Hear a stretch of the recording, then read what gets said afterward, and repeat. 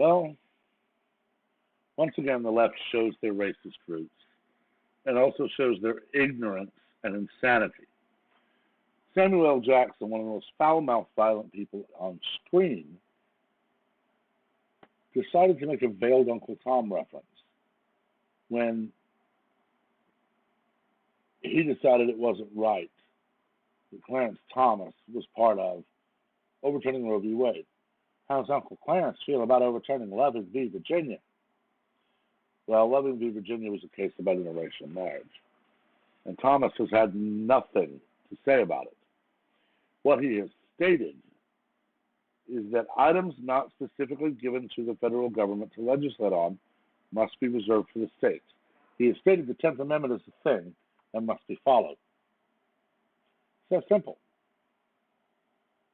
But Jackson doesn't like that the left isn't obeyed. Now, just a quick note to demonstrate Jackson's ignorance. And please, share this to Twitter so that Mr. Where's these mother effing snakes on my mother effing plane and effing every other word can see what I'm saying about him.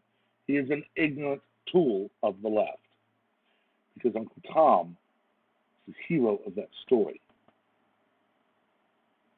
Uncle Tom is not an insult to anyone who's read Beecher Stowe's work.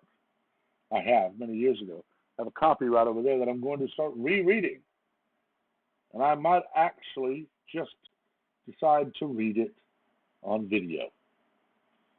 Because I doubt many people who want to make the incorrect, insulting reference to Uncle Tom might be able to read something written at an adult level of literature.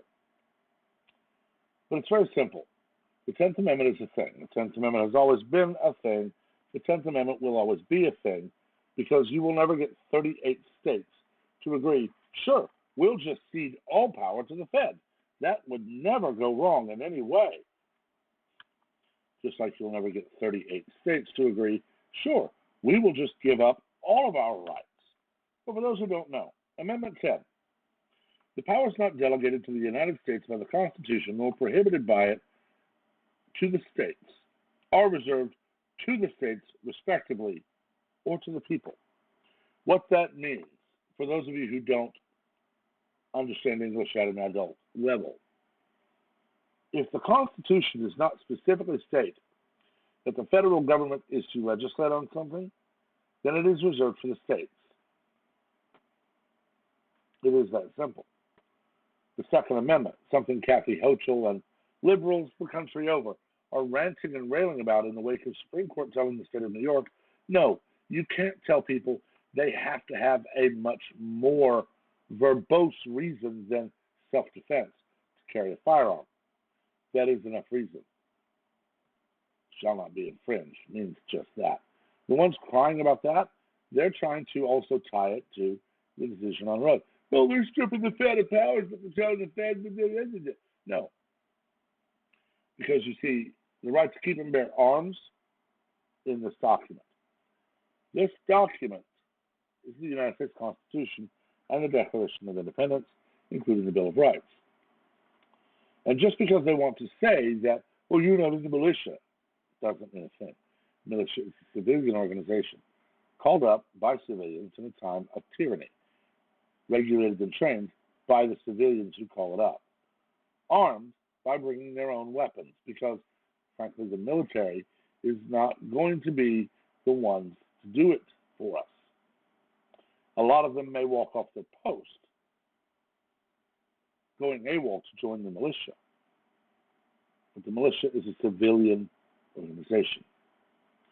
And it was enshrined that way because the framers knew that if we needed it, we wouldn't be able to trust our government.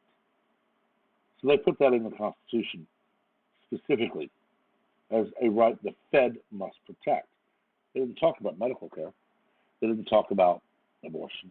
They didn't talk about contraception. They didn't talk about any of that. So all of those things are not powers delegated to the federal government. It is not given to the United States specifically to legislate on. Therefore, states must legislate.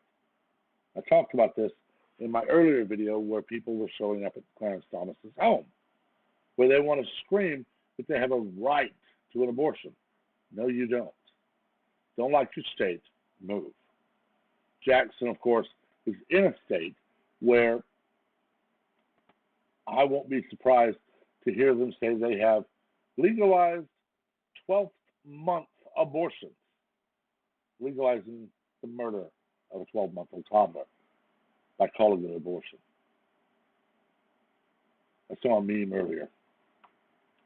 Democrats were horribly upset when Republicans freed the slaves in 1865, arguing that said slaves were not humans.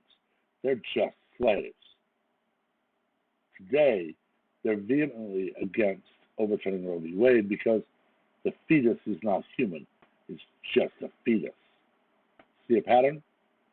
The left is the party and the side of the aisle that dehumanizes and demoralizes anything and everything that they don't want to be part of society.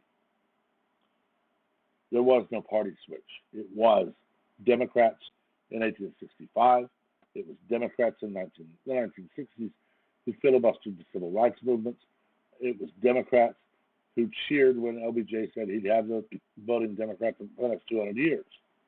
And it's Democrats today trying to uphold an institution created by one of the most racist women on the planet, Margaret Sanger, dedicated to the eradication of the African American community.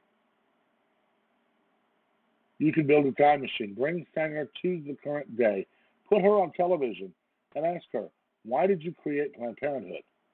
And liberals the world over would say, that is not her. That is not a time machine. She did not. She hates white people. She doesn't hate black people. She hates white people. She wanted to get rid of white people. You made her say that. Liberals do not care for truth. Liberals are quite literally the people that George Orwell and Ray Bradbury and Aldous Huxley warned us about. The day is coming when they will simply snap. And someone like Jackson, who has no skills other than lying on camera, will simply demand that the entire government be overthrown and no elections be held, and the liberal illiterati just be given power. And what's really sad is there's a lot of people in the country that would cheer that.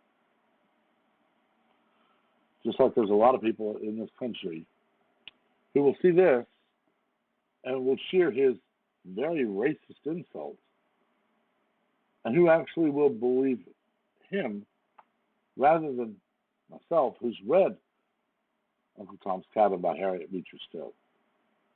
And I know for a fact Uncle Tom was the hero of that book.